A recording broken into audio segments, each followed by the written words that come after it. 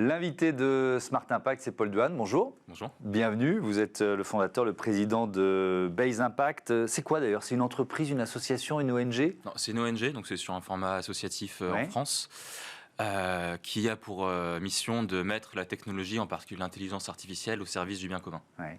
Et alors ça passe par quelles initiatives? On va parler de votre dernière innovation, mais ça passe par quelles initiatives? Alors concrètement, on travaille avec d'autres ONG ou des services publics sur des solutions technologiques qui vont les aider à être par exemple plus efficaces ou à mieux servir leur public cible, notamment avec notre nouvelle plateforme Case AI, qui vise à outiller les travailleurs sociaux et les conseillers de terrain dans leur mission. Alors justement, cette plateforme qui est personnalisable, on reviendra sur l'aspect personnalisable. Comment vous l'avez créée? Alors pourquoi? C'est sur un constat simple, c'est qu'il y a des millions de personnes qui bénéficient d'une manière ou d'une autre d'un accompagnement du service public ou qui soit ont besoin d'une assistance. Et en face, les personnes qui répondent à ce besoin, ce sont les travailleurs de terrain, les travailleurs sociaux, les conseillers, par exemple les conseillers à France Travail, ça peut être des infirmiers, des infirmières. Enfin, voilà, en fait, tous ces personnes-là de terrain qui sont en première ligne, majoritairement, font de l'excellent travail, mais souffrent souvent d'un manque de moyens, d'un manque de ressources, d'un manque de temps. D'ailleurs, il y a une étude britannique qui a montré que 85% des travailleurs sociaux souffrent de stress lié à la charge de travail et ont des signes de burn-out. Et c'est justement là-dessus que nous, on est convaincus qu'avec l'intelligence artificielle générative, on peut les épauler en prémâchant du travail, en leur faisant gagner du temps, et donc en libérant aussi du temps pour l'accompagnement humain. Et derrière, c'est comme ça qu'on peut faire en sorte que les gens qui sont dans le besoin peuvent avoir l'aide qu'ils nécessitent. Qu'est-ce que cette plateforme permet de faire? Donc Case AI, c'est une plateforme qui s'intègre avec les données de votre système de gestion de bénéficiaires et qui derrière va pouvoir aider les travailleurs sociaux en résumant les dossiers et en derrière proposant des plans d'action. Et ces plans d'action, ils sont donc personnalisés à la fois en fonction de la méthodologie de votre organisation, mais aussi en fonction de votre catalogue de services, pour que ça propose vraiment des plans d'action qui collent vraiment avec ce que les travailleurs sociaux de votre organisation feraient. Donc ça veut dire que c'est une plateforme qui est proposée gratuitement. Moi, j'essaie de comprendre. Vous êtes une ONG, donc vous bénéficiez de quoi? De dons, et ça vous permet de développer un produit comme celui-là? C'est ça. Donc nous, on a un modèle hybride, c'est-à-dire qu'en tant qu'ONG, on reçoit des dons. D'ailleurs, à la fondation Google.org, qui nous a fait un gros don de près de 2 millions de dollars. Pour financer la R&D sur cette plateforme, parce que c'est un produit technologique assez conséquent, mais derrière que nous, on met à disposition en open source. Donc c'est-à-dire que n'importe qui peut le télécharger, l'utiliser, etc. Ensuite, derrière, je disais modèle hybride parce que tout le monde n'a pas forcément envie de faire tourner, de télécharger un code source, de le faire tourner, de le déployer soi-même. Et donc, on propose, nous, sur un format abonnement, derrière une version packagée où tout ça, c'est clé en main. Et donc ça, là-dessus, avec un modèle de revenu qui est associé. D'accord. Quand vous dites personnalisable, à quel point c'est personnalisable?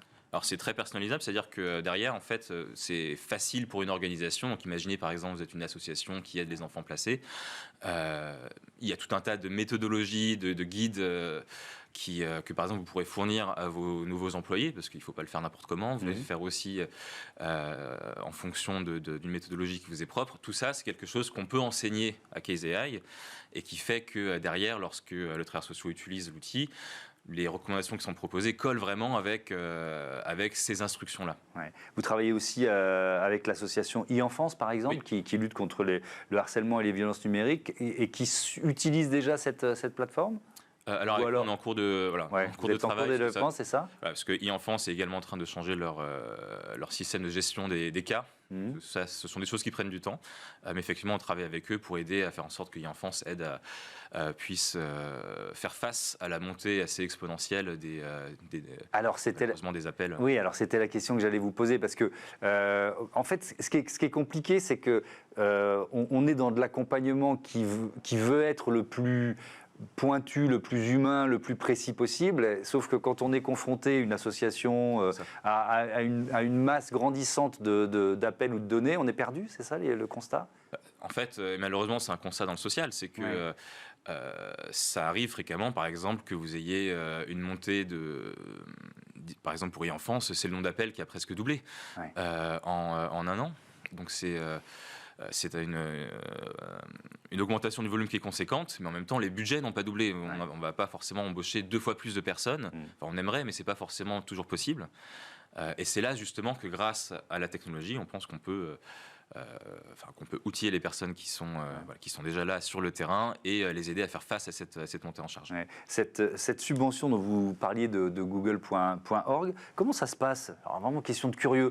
Vous avez répondu à un appel d'offres, ils vous connaissaient, vous avez des contacts chez google.org. Comment ça s'est passé? Oui, google.org sont nos principaux financeurs depuis longtemps. Depuis longtemps. Ouais. Ils nous avaient déjà soutenus sur des projets précédents, notamment on a beaucoup travaillé sur l'accompagnement des demandeurs d'emploi. Avec une plateforme qui s'appelle Bob et qui derrière en fait était un peu un prototype de Case AI puisque on utilisait à l'époque, il n'y avait pas encore l'IA générative, mais on avait développé tout un système pour proposer des accompagnements personnalisés en fonction de la situation d'un chercheur d'emploi. Et donc Google, on se connaît bien puisque nous on a démarré Base Impact aux États-Unis à l'époque où je vivais là-bas. Donc c'est vrai que ce sont les mêmes réseaux et je pense qu'on partage avec la fondation Google, qui est une partie à part de l'entreprise, en fait, la technologie, ça sert aussi, c'est un outil, ça peut aussi servir à faire de l'impact et surtout à l'échelle. Vous parliez tout à l'heure de la question cette tension qu'on a au niveau des opérations. Ouais. Vraiment, la conviction chez Base Impact, c'est que l'IA, ça permet de faire... de concilier deux choses qui paraissent un peu contradictoires, c'est de faire du personnalisé en termes d'accompagnement à l'échelle. Ouais. Il y a un côté un peu, de comment est-ce qu'on fait du sur-mesure en masse, parce que l'échelle, malheureusement, des problématiques sociales est massive. Est-ce que vous avez l'impression de remplir une mission de service public ? Oui, clairement. Et d'ailleurs, j'ai écrit il y a quelques années un papier à ce sujet, que l'innovation sociale et l'innovation publique, finalement, c'est le même combat. Ce qu'on a vocation à faire, c'est l'impact systémique, c'est-à-dire ce que nous, en tant qu'ONG, on peut faire peut-être plus facilement que les pouvoirs publics, c'est innover, c'est prendre des risques, c'est tenter des choses, que ça marche, que ça marche pas. Pour diverses raisons, dont des bonnes, c'est plus compliqué pour les gouvernements d'aller tenter des choses et prendre ce type de risques-là qui sont inhérents à l'innovation. Par contre, une fois que ça fonctionne, vraiment la question c'est comment est-ce qu'on fait en sorte que ça passe à l'échelle, que ce soit pas juste un impact qui soit anecdotique ou une belle histoire, on dit voilà super, on a réussi à prendre ce petit bout. Comment est-ce que derrière, si on peut aider, si on a une solution où derrière on voit que ça peut aider 1000 enfants victimes de harcèlement, pourquoi pas 100 000 ? Ouais. Alors vous avez peut-être lu, moi je suis en train de le lire, le dernier livre de Yuval Noah Harari, Nexus. C'est l'auteur de Sapiens, pour ceux qui avaient lu Sapiens. Il propose une histoire des réseaux d'information de l'âge de pierre jusqu'à l'intelligence artificielle. Je ne suis pas arrivé à la fin du livre, mais bon, il est quand même assez pessimiste sur la capacité humaine à maîtriser justement les IA génératives avec la puissance qu'elles sont en train d'acquérir. D'ailleurs, il ne dit plus intelligence artificielle, il dit intelligence autre. C'est intéressant. Quel est votre avis là-dessus ? Parce que vous nous dites, on met l'IA, et c'est ce que vous faites, on met l'IA au service du bien commun, finalement. Est-ce qu'elle peut nous échapper ?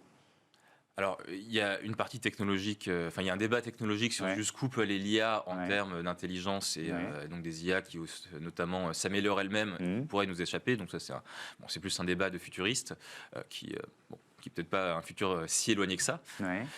Donc il faut se poser quand même.